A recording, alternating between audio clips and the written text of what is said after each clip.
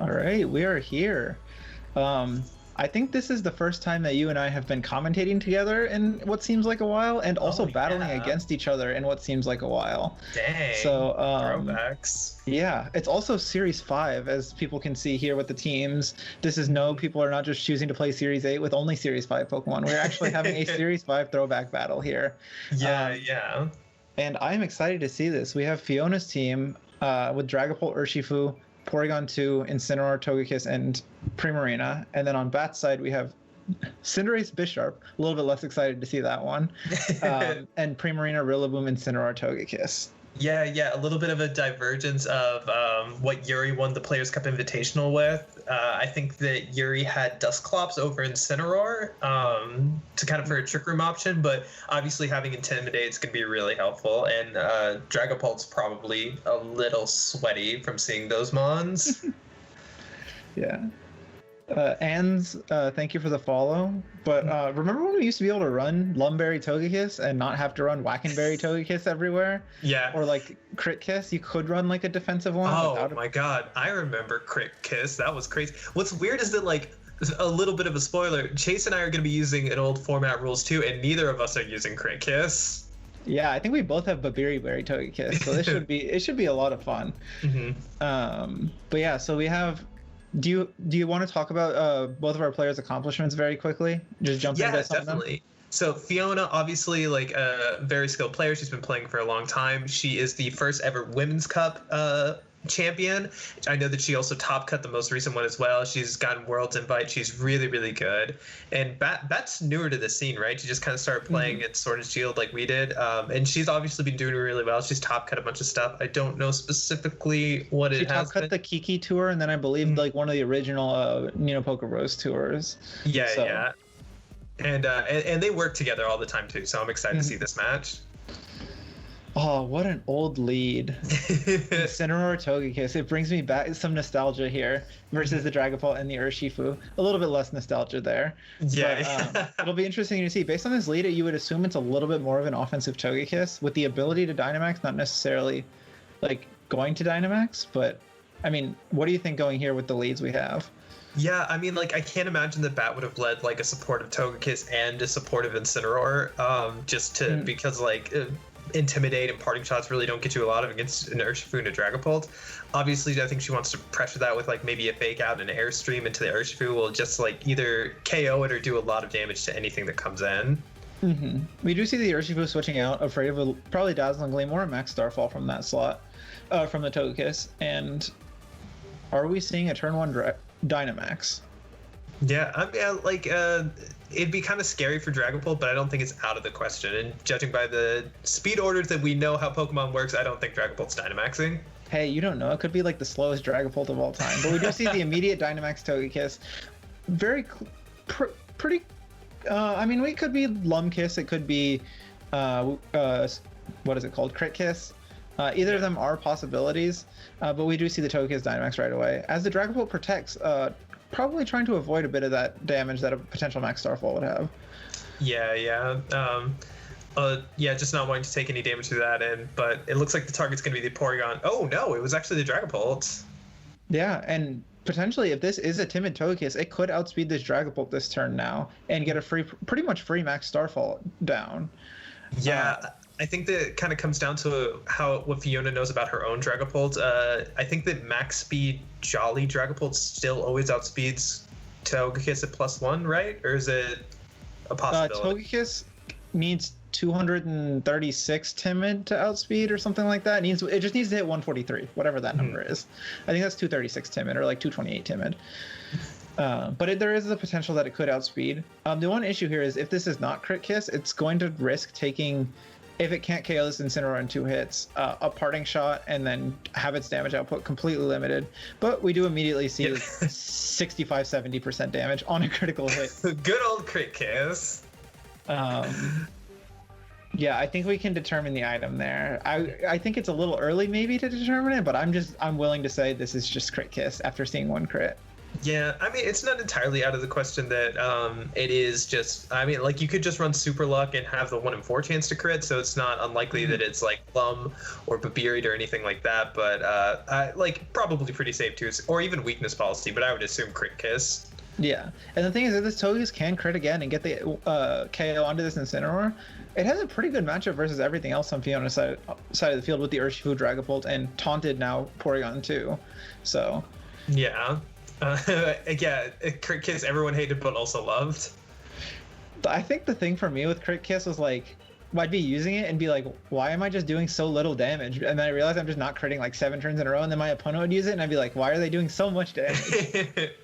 And you just always remember the times you get things wrong. We see the Starfall into the Incineroar, getting the KO. I don't think it needed the crit there, and it looks like it did not get the crit, but now it'll be interesting to see what can Fiona do to deal with this Togekiss now that its turns of max are over. Also, interestingly enough, Bat changed the terrain of the Rillaboom as it came in. Like, so she started with the grassy terrain and went right back up to the Misty. So Dragapult's like, Dragapult's Dragon moves aren't going to be doing a lot of damage right now, but it does potentially have the chance to survive a Dazzling Gleam and take out that Togekiss with 2 Phantasms, and then try to win with Urshifu in the late game. Yeah, I mean, honestly, like the combination of a Phantasm plus like an Ice Beam might be enough to take out this Togekiss from here. It'll be interesting to see how Bat kind of manages now the opposing Dynamax, maybe switching out your Togekiss, forfeiting those speed boosts and getting the Incineroar in to take a hit. Because the thing is, once Dragapult's out of max, if you still have your Togekiss around, you're in a good spot. If you don't, it's a little bit tougher. Yeah. And based on what like Bat has on her team, I think that really Togekiss with the speed boost is the only obstacle that Fiona really needs to get her way through to put herself into an advantageous position. But it is going to be scary because Dazzling Gleam crits are going to hit both of you and potentially crit. And it looks like, yeah, we are just going to see the Dazzling Gleam, and that's a crit into Dragapult. It's a double crit. 3 for 4 so far. Oh man, I miss Crit Kiss. This thing was beautiful and annoying. Oh, but the Phantasm just KOs. Yeah, so as we can tell, this is probably just like max speed, max special attack Togekiss, because normally it doesn't take particularly much investment to get that KO unless it's something like an Adamant Dragapult. As we just see the U-turn from Rillaboom. Doing a decent amount of damage. Another critical hit. We've got a Scope Lens Rillaboom on the squad too. Yeah. It's going to be interesting now, not having a way to kind of stop this Dragapult now that Togekiss is gone. Although it is at a low amount of HP left, so if there's something like Sucker Punch Cinderace or Sucker Punch Bisharp in the back, as actually we see that Primarina is the Pokemon in the back. Which is also something that just has the ability to take out the Dragapult pretty easily. And also, if Bat goes into like the Incineroar now to retaunt the Porygon 2, Fiona can't really do a lot against that. It's really running really low and it can't recover, and Dragapult's Dragon moves aren't going to be doing a lot right now. Yeah. So, I mean, you have a pretty free either a taunt or fake out into the Porygon 2 and fairy move into the Dragapult. If you potentially have something like a Dazzling Gleam, it's probably the safest Dazzling Gleam you could click, although it's not particularly common of a move. I would say there's just a free attack from Primarina here into whatever Dragapult wants to do. Yeah. And if it's something like Dazzling Gleam, that's going to be really, really dangerous for Fiona. Yeah, the one thing to note is that if this is Adamant Dragapult, it can potentially KO this Primarina right now, as it does get the KO.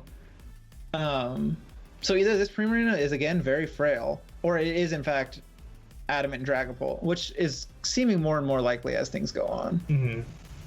Yeah, and another taunt comes out into the Urshifu, what was the Porygon 2, and things are actually looking pretty good for Fiona right now, because a close combat's definitely going to KO Incineroar. Grassy Glide can't KO Urshifu because it has Sash. Maybe a banded Grassy Glide could pick up Dragapult from the range, but then there's still Porygon 2 who's going to be able to recover an Ice Beam against the Rillaboom. Yeah, you don't have a way through everything that's left with just Incineroar and Rillaboom left. It'll be interesting to see what Bat does differently in Game 2. Maybe trying, now that you know that Dragapult is the lead of choice, leading something like that Cinderace Bisharp.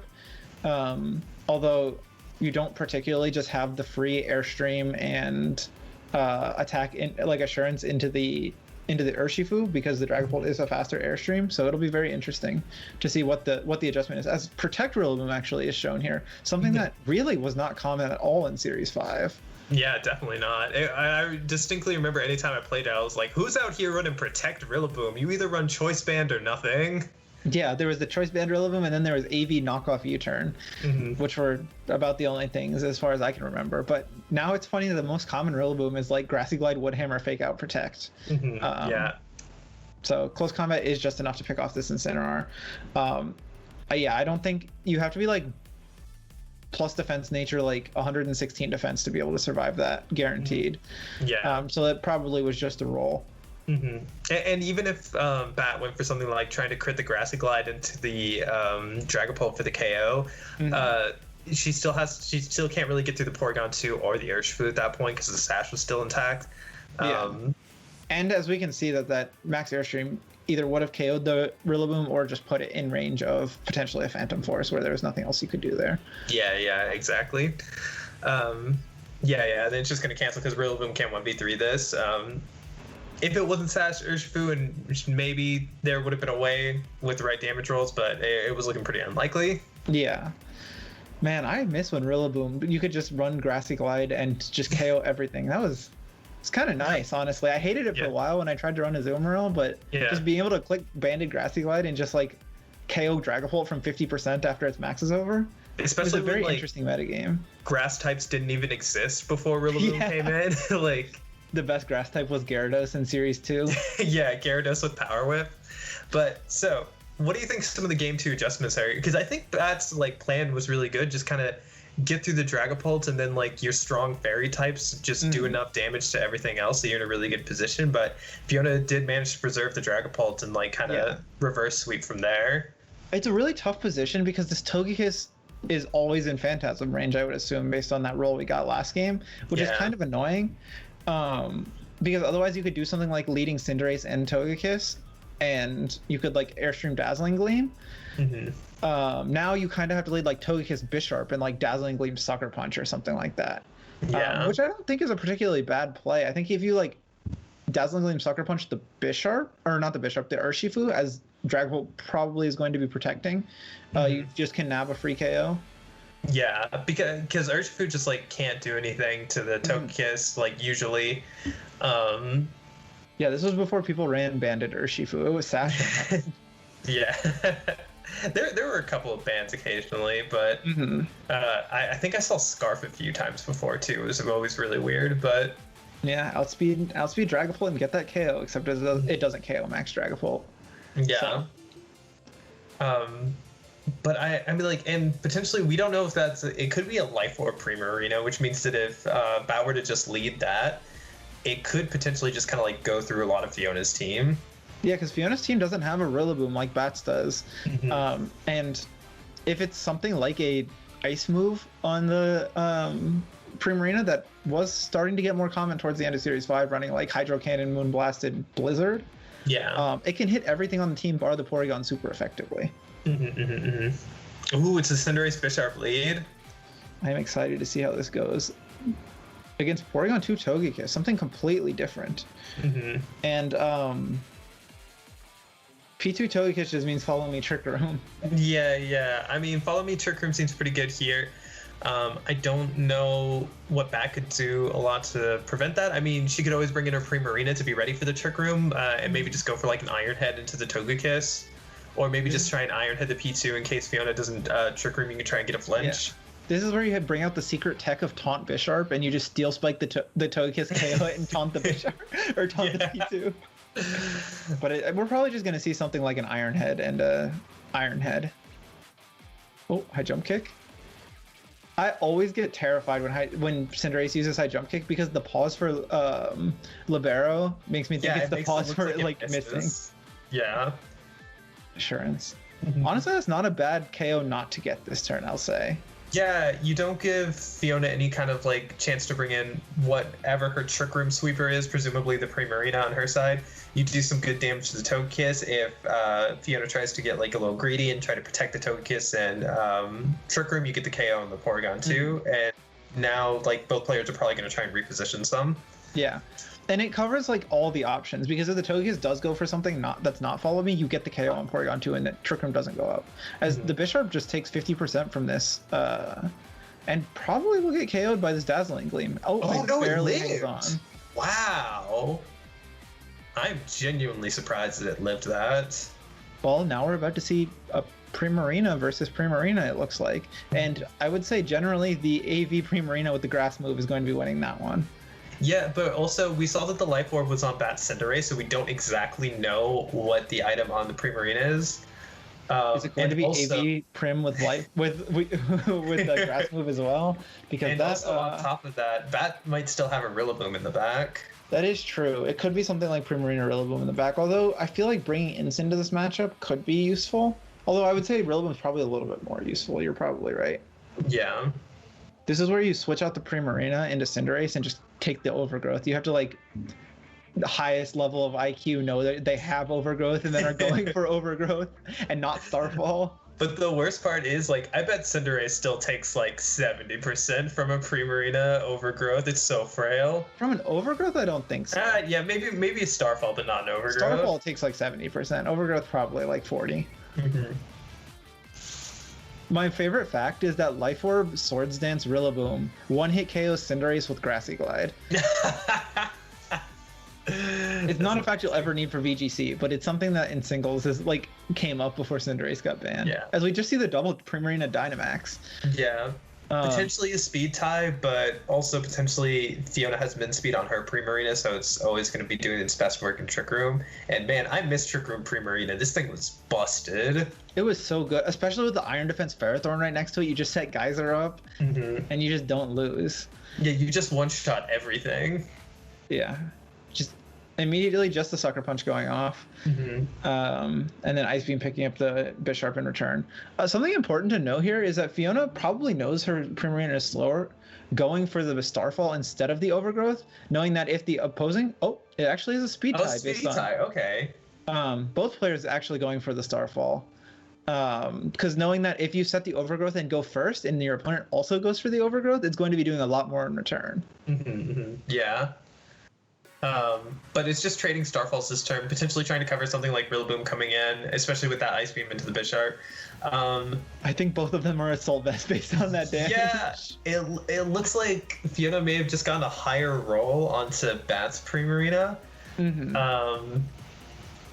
Bat's Primarina did have the little bit of Ice Beam chip damage. Yeah. From the previous turn. Yeah, that is true. So these two just gonna be like slugging it out into each other. So at this point, it's interesting because both players have lost just a singular Pokemon, and both have 2 turns left of Dynamax Primarina. The real question is, does this Porygon 2 have Ally Switch?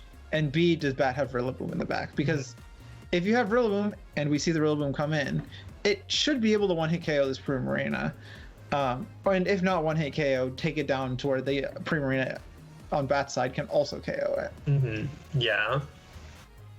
So it'll be interesting to see here what Fiona chooses to do, potentially bringing in the Incineroar in the back, as we do see swapping the Incineroar to get the Intimidate.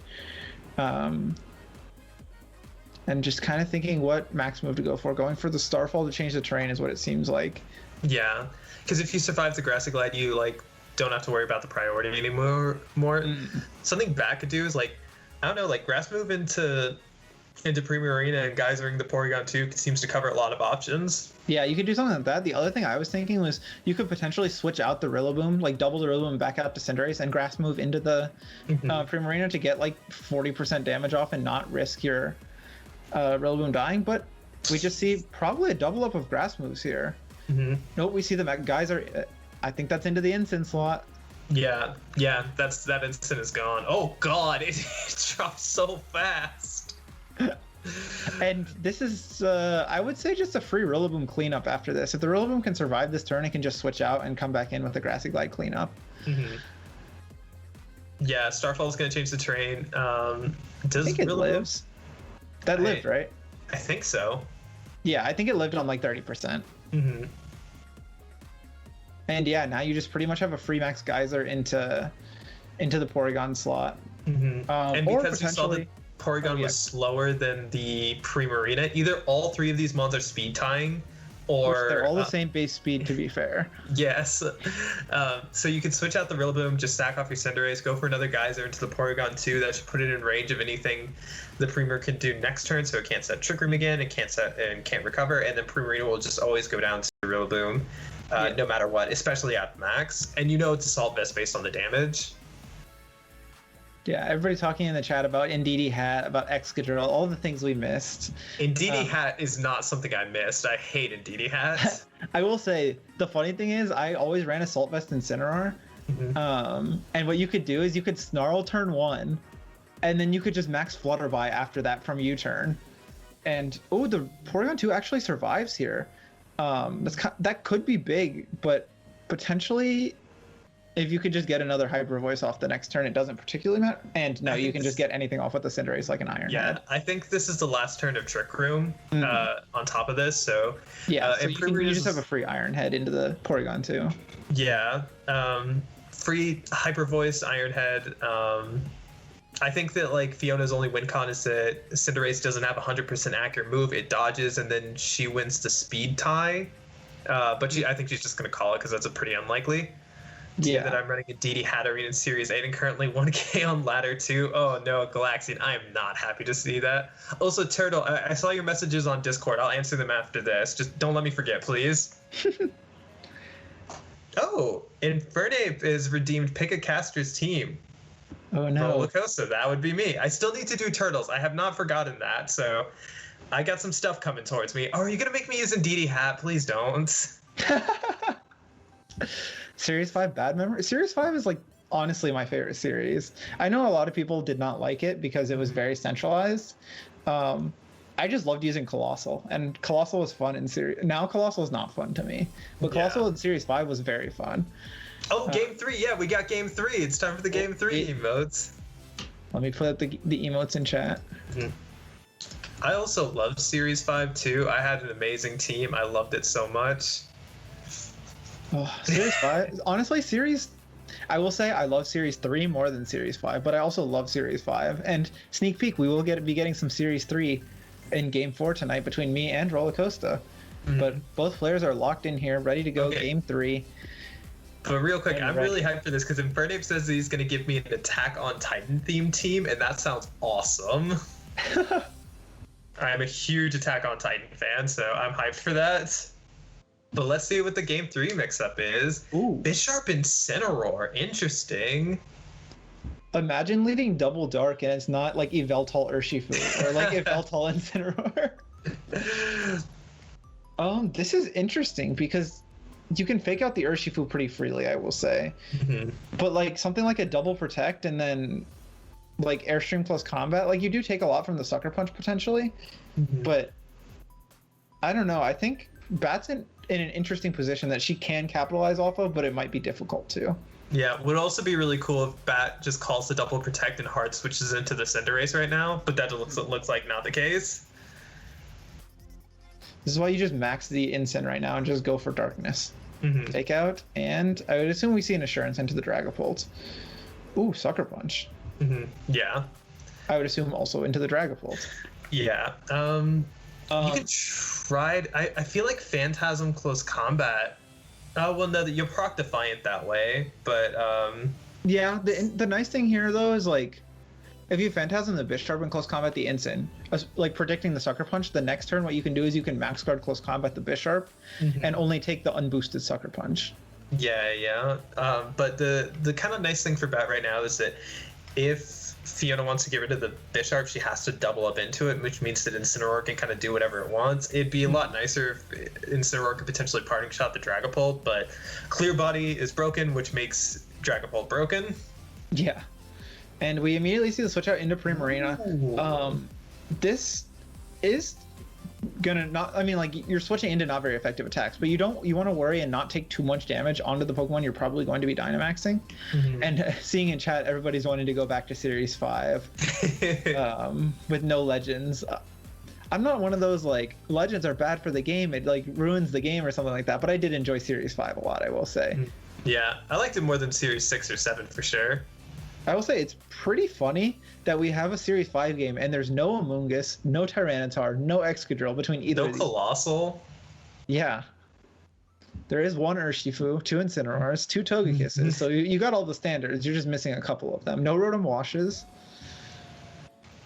So the current poll is, we have a current poll going on about Urshifu, Detect versus Protect. And I have a very strong opinion on this one, as we see the Urshifu take out the Bisharp with the double up. See, and this is Dragapult our didn't take civil that much war. damage. Because I like Detect and you like Protect, and I don't think we like it for either of the like optimal reason. I think we just like the design better. Yeah, I definitely think Detect looks bad on Urshifu because then you have 2 fighting moves and 2 dark moves, and it just looks ugly. This is what I do. I do dark fighting, dark fighting. No, I go by Protect, Stab, like first stab, second stab, third move.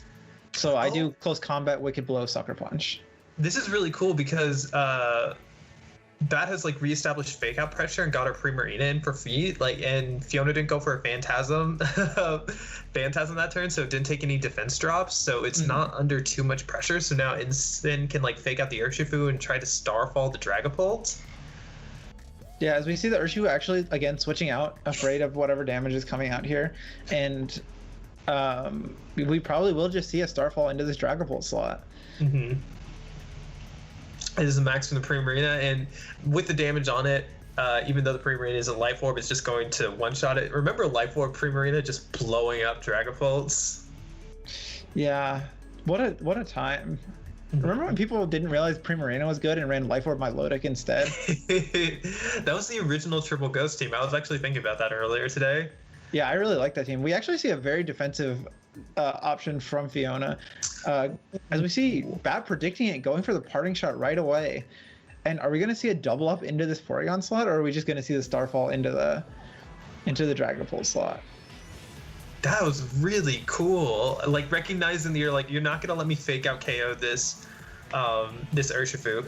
If you I'll parting shot in case you detect, and like I don't think you want to lose your Dragapult either, so I'll just like double into the Urshifu with an attack if that's what you did. Or maybe just recognizing that Urshifu wanted to switch out from that pressure because it would have gone through to Sash, maybe even through Protect, and now potentially she's like reestablished fake out pressure again. Yeah, and honestly I would assume this Rillaboom probably wants to switch right back out and reestablish fake out pressure the next turn by having Incineroar on the field. Yeah.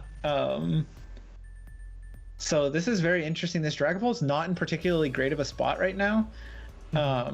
It kind of is threatened by one of the Pokemon and can't one-hit KO the other one, as we do see Bat immediately playing aggressive, switching back out into that Incineroar. Bat's going crazy right now. And if this Dragapult dies to Starfall this turn, Bat has a pretty free late game of cleaning things up with Rillaboom. Yeah, definitely. Like even if Fiona has the faster Incineroar and can like fake out first, the only thing you can do is fake out the Incineroar, which forces you to stay on the field still. And like so you can just fake out and without any defense drops on the Primarina. Well, it's about to take a max Phantasm right now. What does this do, like half? Oh, it does so much. Yeah. That has to be Adamant Dragapult. I've said it this entire time, but there's no way it's doing this type of damage.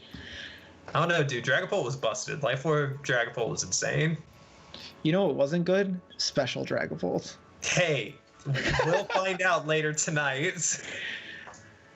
All right, we just see the Dragapult go down to Bat's max Starfall from the Primarina. Now her Primarina, I believe, has one more turn of max, is at half HP and -1 defense.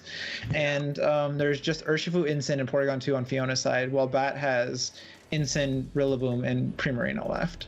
Yeah, and I don't think you don't really want to go into Urshifu because you might lose your Sash, or maybe like there's some play that Fiona sees that I don't. I guess you could fake out the Incineroar if you know that your Incineroar's faster and like close combat the Incineroar for the KO, and you don't lose your Sash. And Primarina is really low. But like the priority from Rillaboom is going to make this really, really difficult because Primarina can one-shot the Incineroar. It can one-shot the Urshifu once the Sash is no longer a factor.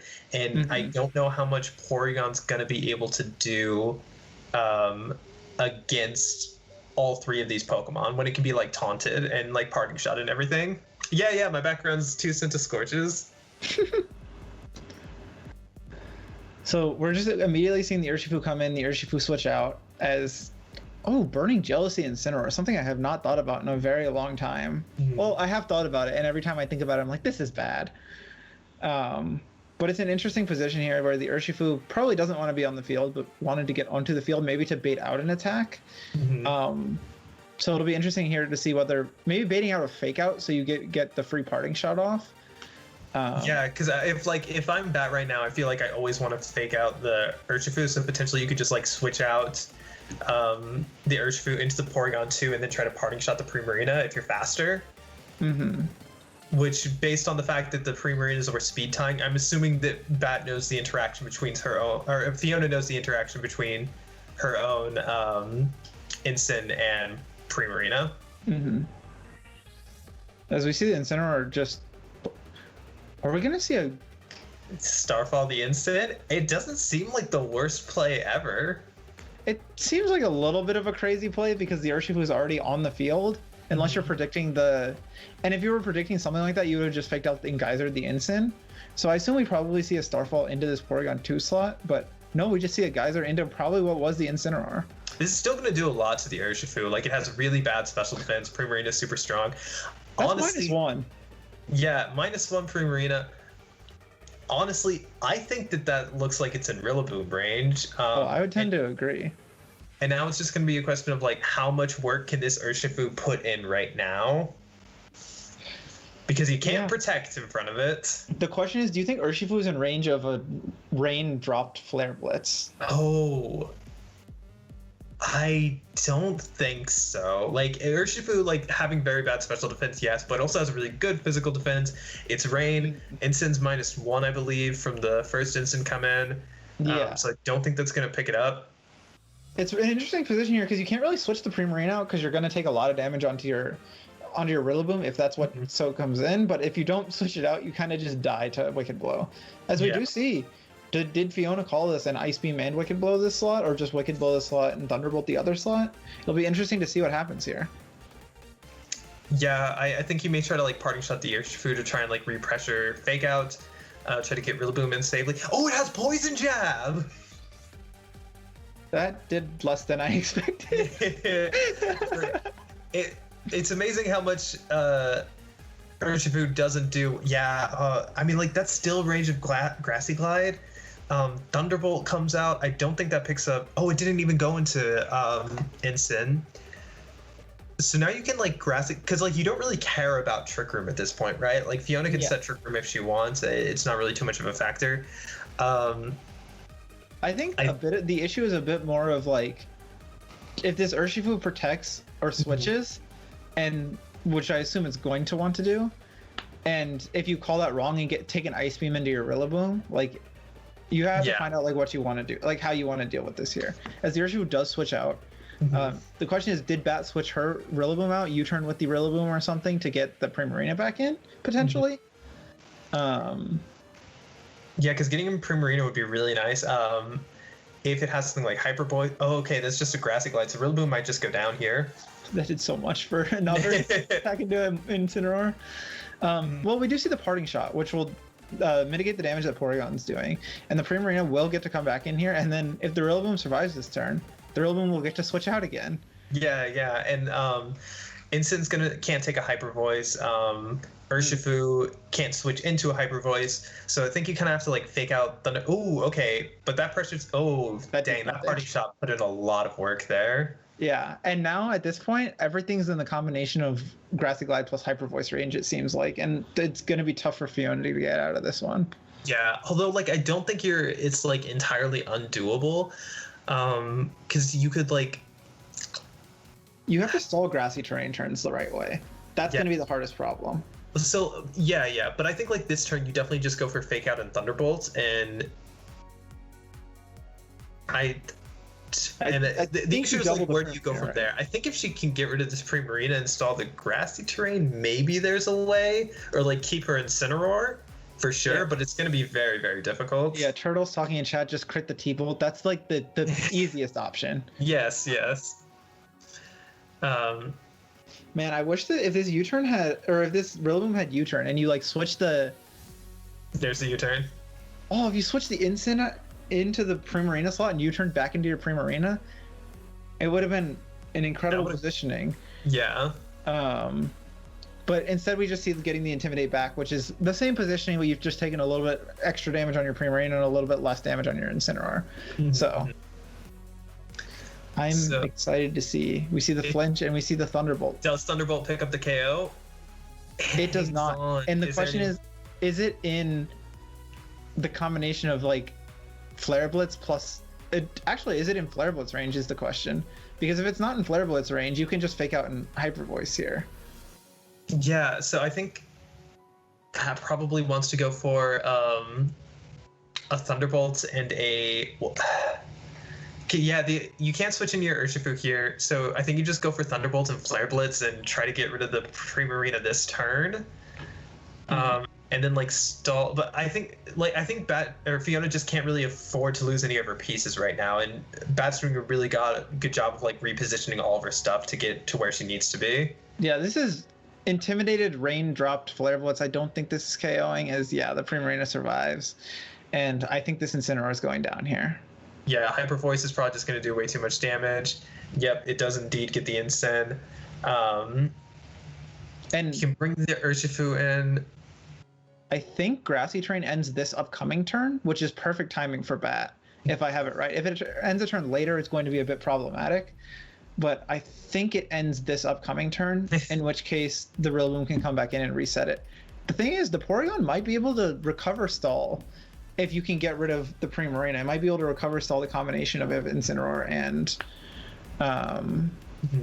And Rillaboom. Yeah, so if you do something like Close Combat the Incineroar this turn, potentially get a KO, and you Thunderbolt the Primarina and potentially get a KO, the Primarina might honestly survive, though, is the thing. I don't know who wins the Porygon versus Rillaboom endgame. Yeah, because I mean, like, if you're Bat right here, it seems really safe to just go for like Hyper Voice and Flare Blitz again, because either one of those will pick up the Urshifu, and if you protect, then Rillaboom comes back in. Because it's the last turn of Grassy Terrain, resets up the terrain, and I think that like Fiona needs like a double detect and either a crit or a freeze to win. I think potentially you could get a double KO here with the Close Combat plus a Thunderbolt. It just depends on if Thunderbolt gets the KO onto Primarina, which at this current range I have absolutely no clue. Yeah, because Close Combat definitely picks up the Incineroar here. It's unintimidated. Yeah. Urshifu's super strong. And we saw this calc the last game from about the exact same range, just getting the KO. So unless it was a roll both times. Well, it was a -1 defense last time. Oh, it's a speed tie between Porygon and... No. Speed tie the whole time? No. Primaries have just been faster. It was in Trick Room when Porygon 2 was going first. Oh, okay. And does the Primarina KO'd? I can't even see on my... It is. It did get the KO, so now it's Porygon 2 versus Rillaboom, and I don't know who wins this, because I think Grassy Glide's just going to be too strong. Fiona's going to try to recover stall, but I don't know if P2 is going to be able to clutch this one out. What you can do is you can fake out and then Grassy Glide, which it should be in range of at this point. We don't know if the Rillaboom has fake out, though. We haven't seen it yet. Oh, that is true. We've seen Grassy Glide, Protect, and U-turn. So I would guess. Last one. So it's either A, it doesn't have fake out and it's banded, and then it gets the KO anyways, and yeah, we do see the fake out as fake 78 out. Down to 62. 62.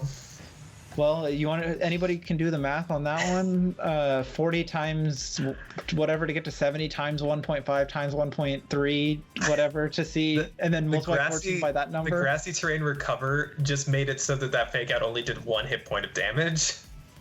And is this enough? Oh, Porygon lives! Now the question is going to be, can Porygon get the KO with however many Ice Beams it has left? Because I would guess the answer is yes. And man, this is going to be tough.